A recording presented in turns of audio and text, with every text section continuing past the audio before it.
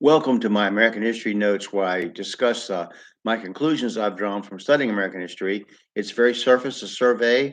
You'll want to dig deeper into the things I mention. You don't need to agree with my conclusion. That's not my intention, but you should be studying these things and have your own conclusions drawn from your own studies. So, we're going to talk about the beginning of FDR's long administrations, his long term in office of the president um, and longest in history. And we're going to talk about that today.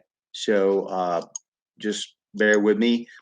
Franklin Delano Roosevelt served as a 32nd president from 1933 to 1945, the longest of any, and has been called a savior and a villain by different historians. He's been accused of turning America into a socialist country where government was looked to as the solution to all problems, both spiritual and temporal, both political and moral. And yet, we've seen how that idea started a long time before he came into office. FDR was the culmination of the nation's increasingly turning to government for the answers.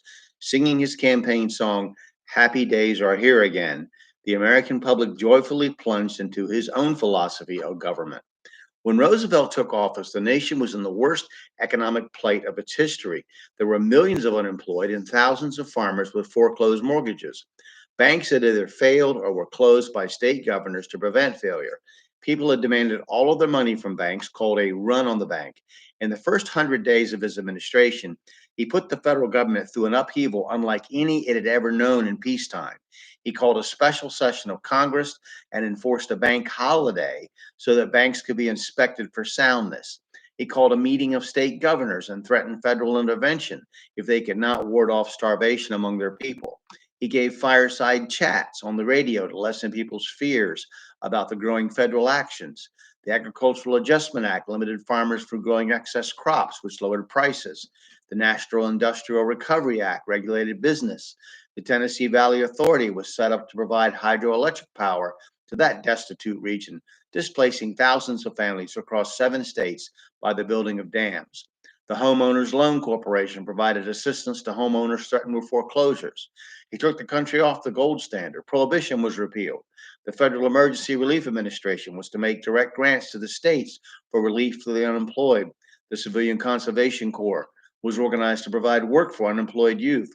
These were all called by their acronyms: AAA, NIRA, TVA, HOLC, and CCC. He and his Congress established the Federal Communications Commission, FCC, the Securities Exchange Commission, the Federal Housing Administration, FHA, the National Resources Board, and the Rural Electrification Administration. And in 1935, urged Congress to pass Social Security measures to provide old age pensions, unemployment insurance, and aid to dependent children, and health services to the social. So the Social Security Administration was born.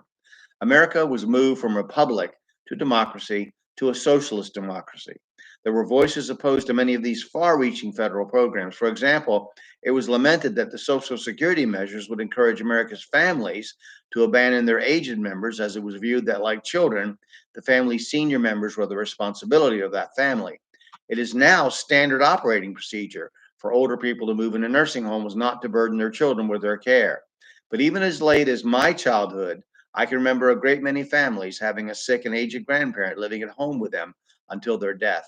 We'll continue talking about Roosevelt's literally amazing administration and the work, things that he did and got done, successful, unsuccessful, and build up to World War II as we go on. And I thank you for listening and watching. I hope you'll study this. Thank you.